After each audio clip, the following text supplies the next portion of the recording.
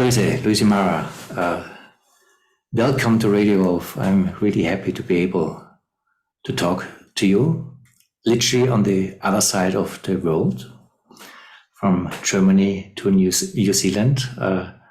Good morning, New Zealand. Good morning, Thomas. Why don't you say some words about your background and your work to start this conversation? Yeah, really beautiful to be here with you, and good evening to you. I'll introduce myself in the way that we would introduce ourselves in Aotearoa, New Zealand, very briefly. So I would say ko mangapahatu te maunga, which is I would introduce you to my mountain, and I've just brought my mountain into the room. And then I would say ko waimana te awa, and I've just introduced you to my river. Beautiful, green, amazing river. And then I would say ko ohiwa te moana. So I've brought my ocean into the room. And then I might introduce you to my people, ko nai tūhoi rawa ko te Pākehā te iwi. So I've told you my lineages, and then I might say ko Louise Marra tuku ingoa. So I've kind of given you all my connections to the natural world before I would say who I am. So it feels very beautiful to be able to do that. Thank you. Before you say more of who you are, maybe I just respond to that also. I would love to. Because I won't be able to say it in Mauri, but I can say it in English. So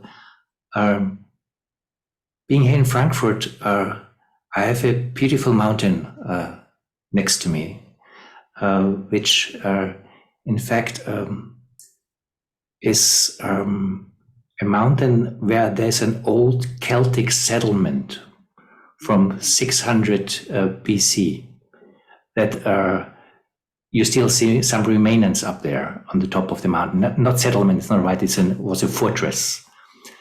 So there is an old settlement here in the Frankfurt region, which goes back to the Celtic times here in Europe. And this is a forest area. It's called the Taunus, which is a beautiful forest area. Maybe you have heard the Black Forest in Germany. This is a little bit like the Black Forest, smaller than the Black Forest, but this is a forest like this. And of course, there's the Main River next to Frankfurt. And there's a little stream. It's called the Urselbach, which is a little stream flowing into the Rhine River, which is exactly flowing through the village outside of Frankfurt next to me. This is the natural surrounding here. And it's a very beautiful way also to make connection, not just between you and me, but also between the places where we come from. And it feels different, hey? Like I can feel you differently as you bring all that into the room. And there's more of me here. There's something very beautiful about connecting in this way. It's very beautiful. It changes also our human relationship because they are not isolated. That's right. So we're not two isolated beings meeting. We're two connected beings. Yeah. And in the same way, you already introduced us in a skillful way into the very work that you are doing. You wrote a big book that I have here with me right now, which is called ReRoot, The Nature of Change Through the Systems of Trees. And you spoke about also your ancestors a little bit, and your lineage is partly Mauri, but partly also European. So you say about yourself, you are partly colonized and colonizer. True. In yourself, and you're working also with the wisdom that comes from a place like New Zealand that is only exposed since a couple of hundred years basically to Western cosmology, and holds a richness of different ways of experiencing life and seeing ourselves in life that maybe we all right now in the times of crisis can learn from. And that's part why I'm very intrigued to talk to you and hear your perspective and your work, what motivates you, where it comes from, and why you think this is important. Yeah, beautiful. Thank you for that honoring. I often feel it was quite a big moment in my life when I really felt myself as a braided river.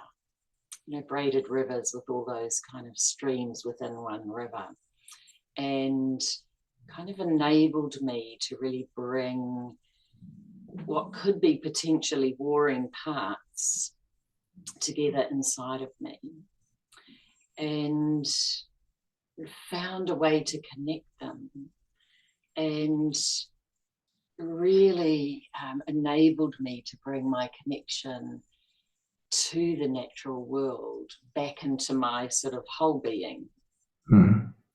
So then that became such a journey for me to put that into all the systems change work I do, and to be able to bring that, in some ways, those very deep Indigenous wisdoms, which in New Zealand is very much alive, actually, and see that they have such a role in helping people across cultures sort of re-sow themselves back into the web of life, back into the natural world.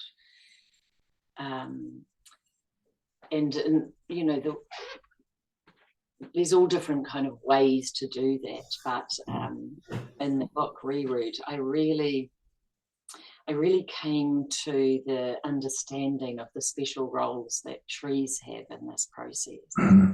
In some ways, our nervous system and their nervous system are sort of formed to co-regulate, to collaborate. And so working for many years in systems change and big issues, decolonization, climate trauma, just feeling how if we could thread a different nest for ourselves, if we could thread a different container, then all new solutions would arrive in that different connectivity. So just how you and I connected then, bringing our connection to the natural world, you could just feel that something different could happen than if we hadn't have done that. I could feel that. And so it's like, to me, it's how do we get these different weavings in place where our connections across species, our connections with the natural world come with us as I weave a relationship with you. So I don't just weave a relationship as Louise with Thomas, but I weave a relationship with all my connections, all my relations to the natural world, with you and all of yours. And the felt sense of that is such a different sense, and it's a very connected, means our solutions will be from a connected place, not from sort of human superiority, but actually from something that we've taken care to weave that container. Am I making sense? It's a big kind of piece of work to put into small sentences. No. Yes, and you're making very much sense, because also if I slow down my experience of the exchange with you and the introduction, it's not just the difference of our superiority, it's also the difference of our isolation. If I just meet you, Louise, and me, Thomas, and I can relate how this is our usual way, how we do introduce each other. And then there's one individual and another individual, and maybe we have something in common or wherever, but there's a certain world building up. But even the language that you're using of weaving and interconnectedness shares some truth that basically, as we are talking right now, you and me, in some degree, it is not just Thomas and Louise talking, because there's so much coming with Thomas and so much coming with Louise, which I am made of, because I'm made out of Europe in many ways, from the natural and the cultural and in the social. All this is part of this conversation in me. When you say all my relations are with me, but usually we, and I mean everyone who is very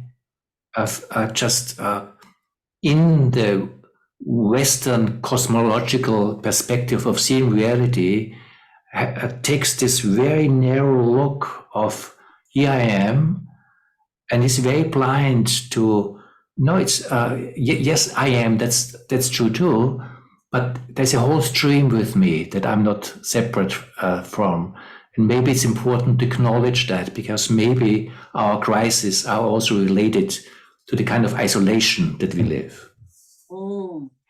Yeah, totally agree with that. And then these two isolated beings meeting, which I think really limits the potential of what can happen. And if we put that into a human scale, and you're right, but there's so many meetings, but people aren't fully meeting. Like, they're not fully meeting. And if you take care of your connected self, and of course, we're in a process of reconnecting.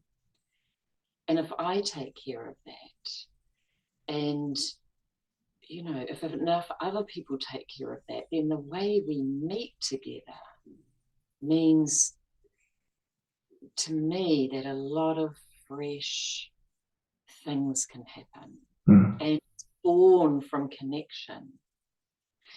So in some ways, in a very simplified way, I kind of feel two currents of life.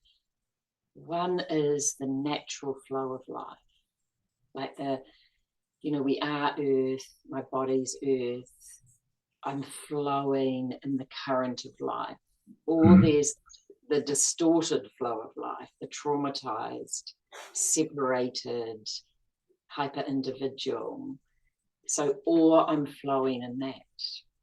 And having worked in the environment movement for many years, most is still in that other current. Many are working for the earth, but not as the earth, not with the earth, which to me will still set off in some ways. Trauma highway, not catching this very powerful currents, sewing ourselves in. And, it to me, it takes out the human superiority, because then we're tuning in with the solutions, not trying to create them from our kind of human disconnected minds. If I just may repeat the word that you were using, because I think it very much brings it to the point, to work not for the earth, but as the earth. And just to see, it seems a simple, just change of grammar in this. But if I really go with this, there's such a different stand I'm taking. So vastly different. Because there's something in working for the earth, and of course that's great, that's important. But in this, I already take a position of separation. from the earth. And here I am, and then I'm an active agent, and and I'm well intended, and that's all good. But I take it from a certain perspective on reality that's already outside Earth. That's exactly right. And then to do it as Earth, I have to admit it takes something to let that in, what that even would mean. And I guess that's a whole culturation or initiation process or whatever it is. But it acknowledges also that even from a very scientific point of view, we are an expression of Earth. Earth birthed us. We are one life form birthed by Earth. So we even if you talk it in a very Western scientific point of view, you have to appreciate the truth of that this is true. And it's not just kind of a mythology, that there's something that this perspective that, I'm living expression of Earth, is maybe something that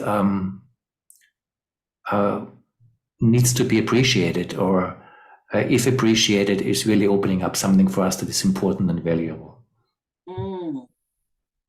Yeah, I so believe that. And the good news in a way is that because it's a natural process. So there's something, like when you told me about your forest and your mountain and your river, I could feel your love. I could feel that turn on. You know, I could feel your connectivity, and I could feel that stream running through, and the mountain and the forest, because of what you transmitted.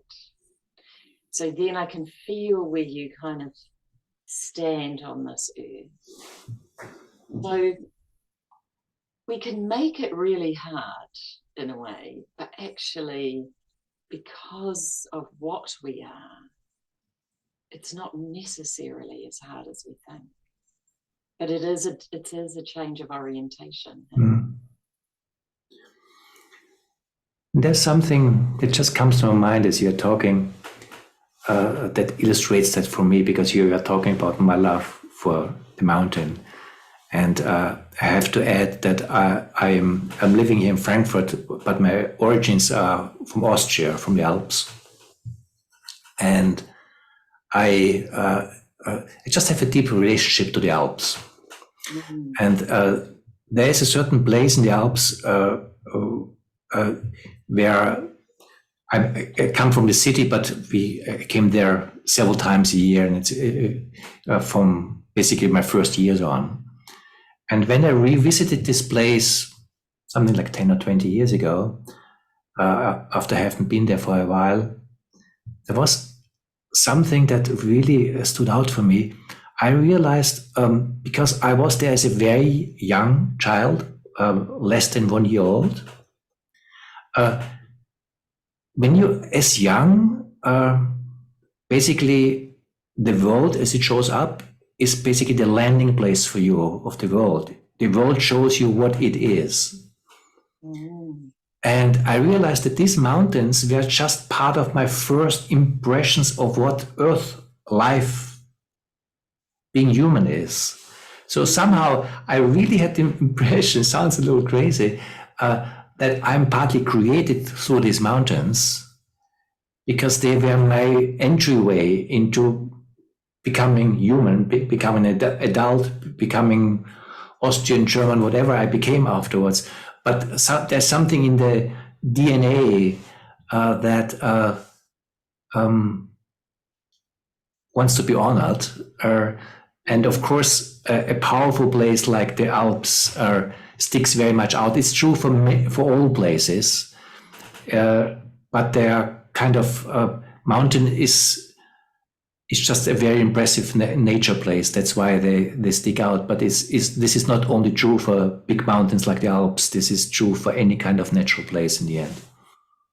Yeah, you're pointing at something I think very profound and not talked about much. I know some traditions do, but your birthplace and that relationship with your DNA, there's a lot in there. And it's, as you again spoke about the Alps, they also came into the room. And there's something about, we would say in our culture, tūranga waiwai, your place to stand. And the link to your place of birth gives you access to, to the Mauri, the life force. There's something you can access there that I can't access in the same way there because I wasn't born there. There's something very resonant in your body that we can learn to turn on, that connection. So again, to speak of that, I can feel it. And again, if I speak of my place of birth, it's a very remote area of New Zealand, very ancient forests, never been milled. There's some milling around the edges. Very mysterious. My people are called children of the mist. It's like the veils of them. So now it's like my place of origin and your place of origin, like here. And there's something else then we have access to. And this is what, to me, our new era of, if we could take the time instead of, and we can do it all at the same time because I know we're in a crisis, but this reconnective work, to me, yields so much more power and powerful solutions because of what we have access to be able to recreate a world where all beings thrive. Like there's something possible that isn't possible from a separated human mind. Do you want to say more when you say there's something possible? It's very obvious that you have a vision of something that is important here. Well, one thing I notice more and more in my own life is when I'm in that flow of life, when I'm very connected and I'm in that current, I'm not in the distorted current. Synchronicity happens all the time. So I'm not planning my life. I'm receiving how life meets me through this person, through that circumstance, through this. It all just unfolds with some ease, some grace, and just delivers far more to me than what I would do in my trying, working it out, foreseeing way. Hey, they're quite different. So, and when I work with a lot of big groups of people, when a group of people get into that space, it's magnificent. It's magnificent. The sense and the possibility, and even what arrives as possibilities, because of a coherence, but a really connected group of people supported by their ancestors, their place, their birthplaces, their connections. You're really taking the human ego out in a way at that point. And yeah, I mean, and the method I've kind of put out into the world around working with a tree, it's not the only way, but it certainly is a really easily accessible way for people to get a felt sense of that. So they form this relationship. You bring your tree, I bring my tree. And so we're here because the tree gives us access to the whole network underground. The tree isn't isn't an isolated being. Neither are we think we are.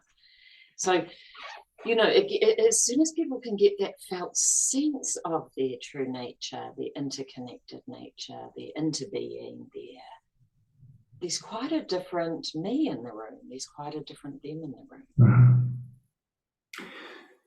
But maybe if you want to say more about why the tree is in your work such a central way. I mean, you said there are different ways, but it seems that you've chosen to really highlight our relationship to trees. And I do have some thoughts about that, and I also, of course, read in your book. But why tree? Yeah, a few reasons. One is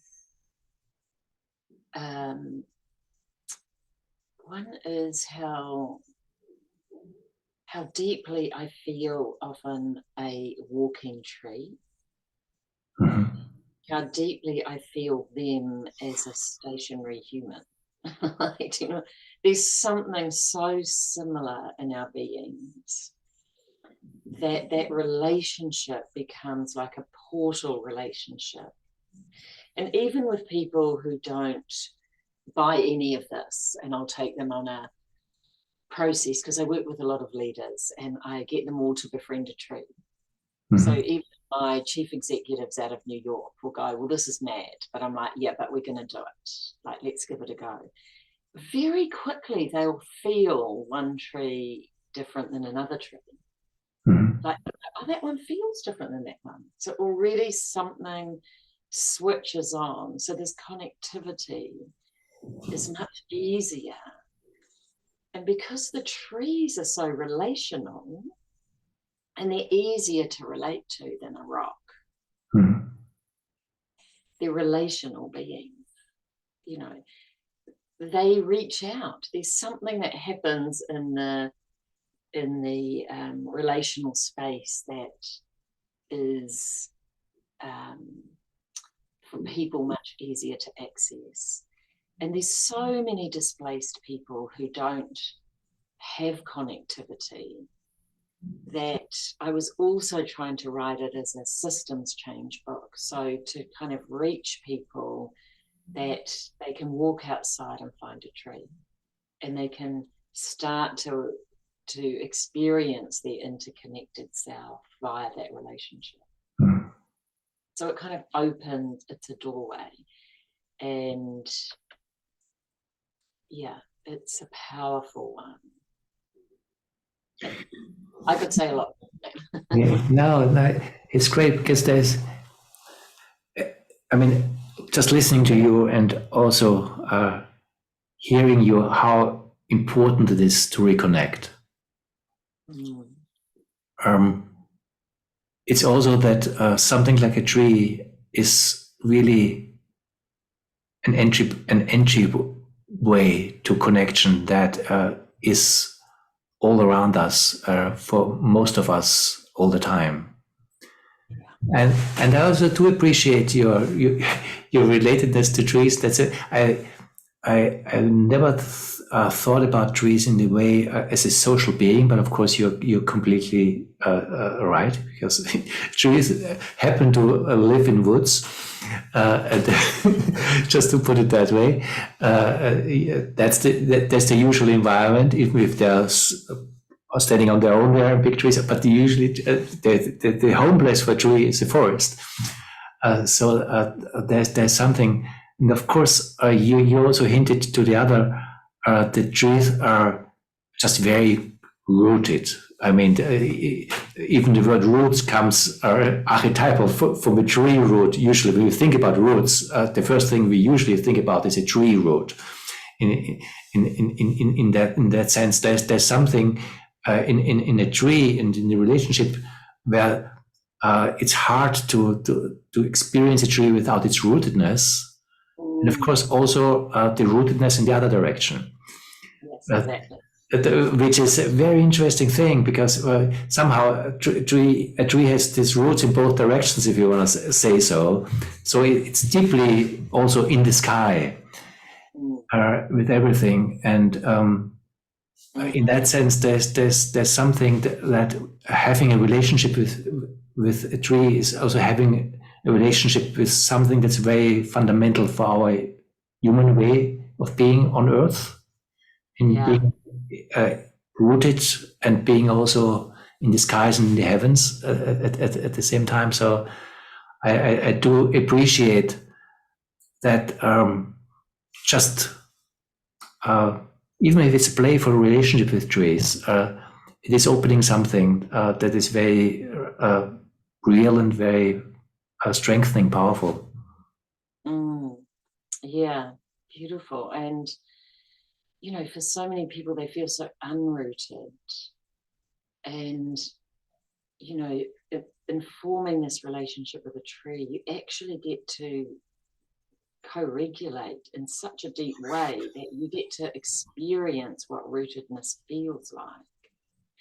And I totally agree in both directions, because in some ways I think we both photosynthesize. Like, this is in the book, it's a bit outrageous, I know, but you know, because we also absorb light and to breathe.